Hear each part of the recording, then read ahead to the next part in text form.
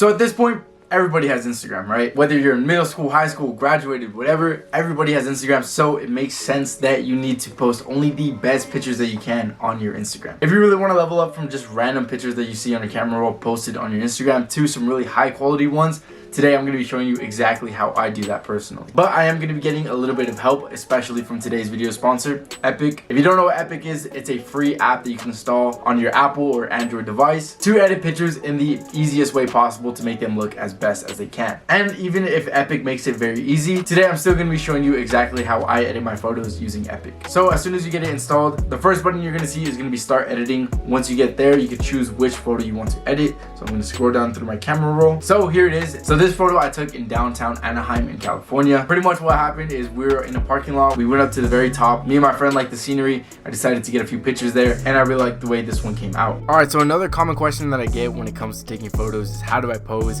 And truthfully, I'm not that good at posing myself. It's very awkward for me to pose. So what I do is I end up just trying a bunch of different things that I feel like looks good, and then I have my friend just spam a bunch of pictures. And then also you could tell that my photos are actually live photos, so I'll kind of just go through the live photo, see what I like, and eventually something will look good, because like I said, for the most part it's very awkward. I'm not good at posing. Another thing that I do a lot is look away from the camera, just because I feel like it's awkward looking at the camera every single time. So that's something that I'll experiment with. Other than that, another tip I would say would just be knowing which angle looks best on you. So for me, I feel like my left side looks better, so I would always typically try to move my head towards my left side to get something a little bit better. So the first thing I'm going to do is going to hit adjust. There are plenty of things to do right here, but the one that I'm going to be focusing on is going to be the remove tool. Basically, anything in the picture that I don't like, I can take it out with this tool in the simplest way possible. So the first thing that kind of distracts me is this chain at the very bottom left. So what I'm going to do is highlight this and just get it taken out the way. I'm going to do it a few times so that way it can look a bit better. And just like that, it's gone. And there are a few things in the wall that I find a bit distracting that I don't like, so I'm going to go ahead and remove that as well. And since the main thing that I talk about in this channel is going to be fashion, this is going to be more of a fashion picture. So if there's any wrinkles or anything on your outfit that you don't like, you can go ahead and remove that with this filter as well. So there's a few wrinkles right here that are kind of bothering me, so I'm going to go ahead and remove these.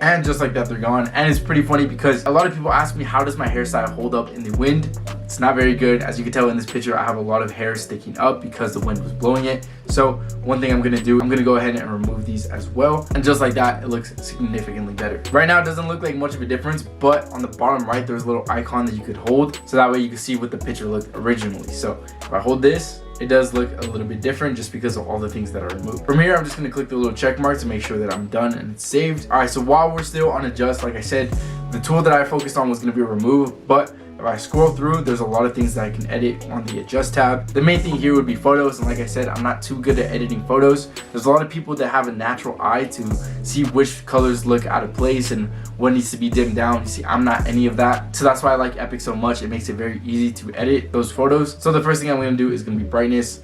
I'm going to bring it down just a little bit. Contrast, I'm going to bring it up a little bit. Shadows, I'm going to bring down. And there are a few more things that you can play around with. For example, highlights. If you bring it down, it looks a little bit better in my opinion. Saturation is going to be another thing that you can bring up and it'll look pretty good. I would be careful with this one because if you bring the saturation a little bit too high, it can make your skin look a little bit weird. But anyways, that's pretty much what I would do on the adjust tab. I don't like my photos edited a lot. I like to keep it a little bit more minimal, so that way everything looks natural. So again, right now it may not look like a big difference, but it definitely is, because if I hold the little icon again and see how it was originally, the colors look a lot better in my opinion. All right, the next thing we could hit would be portrait. Right here, you can play around with a lot of different things. But yeah, there's plenty of things to play around with right here. One thing that's a little bit fun to use as well is it's going to be this hair color thing. So you can definitely play around with the hair color that you want in case you wanted to switch up the mood. Anyways, yeah, there's brown, which my hair is already pretty naturally brown, so I don't really need to play with that. If you want to see how you look ash gray, you can definitely do that as well. Even green's an option. There's plenty of options right here, but I'm just gonna leave my hair naturally. Doesn't look like a big difference just because I don't like to edit my photos too much, but the before and after, you can tell that the edited version just looks a lot better. Main thing I'm gonna do is gonna be save this to my camera roll. There's gonna be another tab right here to edit other photos, which is gonna be exactly what I'm gonna do, because on my Instagram, I don't like posting one picture on itself. I like to include slides of my pictures, whether it be different locations, whatever the case is. So here we are. I chose this other photo that I got, not in the parking lot, but a different setting, so that way on my Instagram I can show off that I went to different locations. I didn't just go to a parking lot, take pictures, and leave, because I did walk around a bit. So here I am. I'm going to be showing exactly that. First thing we're going to be going at is going to be adjust. We're going to remove anything that I don't like. The main thing that I'm looking at is going to be these things on the floor that I don't really like, so I'm going to take out all of that. If there is people in the background, you could definitely remove that, but there isn't in this case, so this will make it a little bit easier. So the main things I'm going to be doing is removing the wrinkles on my clothes.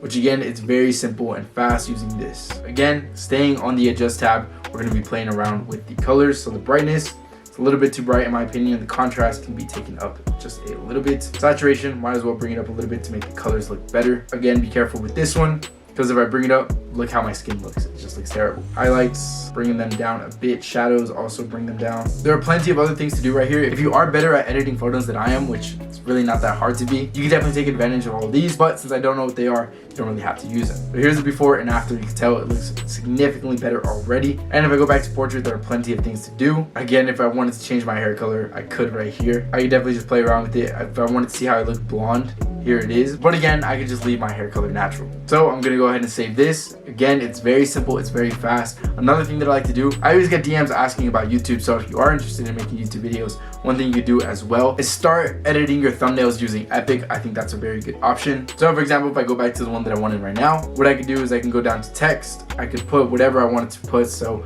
let's say I will name this video how to edit photos. I can do that right here. I can change the font to make it grab more attention. Main thing that I do when I edit my thumbnails is I always like to add a shadow to it, so that way it can pop out a bit more. I'm gonna add a black shadow so that way it can pop out a bit more. One thing I can do as well is put a little stroke, anything like that, and I can place it wherever I want it to be. The main thing I'll say when it comes to editing a thumbnail is never put text on the bottom right, and that's because it tends to always get covered up by the little timestamp that YouTube puts. So never put it on the bottom right, but try to find an open space, preferably the top corners. If you have to put it on the bottom left, I guess that's okay, but ideally the top corners work better in my opinion. This picture was taken vertically. If you want to take a good thumbnail picture, make sure to put it horizontal, but since I'm not going to fit my entire body into it, what I could do is I could just zoom in and only put the top half in it. I could just save it real quick, and I get a little pop-up saying that it's saved to my album. So right here I have all the pictures saved. This one is really good in my opinion. I'm a really big fan of the way this one came out. I really like all the details in here. I like the little Captain America that I have showing right there. Again, if I wanted to use this thumbnail, I definitely could, but it's only going to show the top half because it was taken vertically. But from there, obviously all you have to do is open your Instagram, upload it. If you want more attention to your pictures, you can put some hashtags, but I'm typically too lazy to find which hashtags are working. But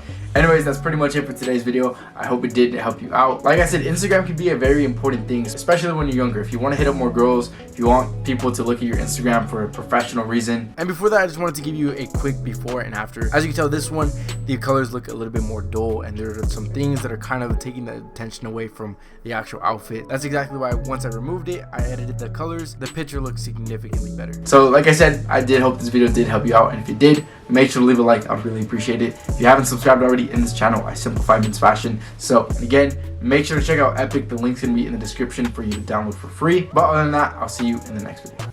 Later.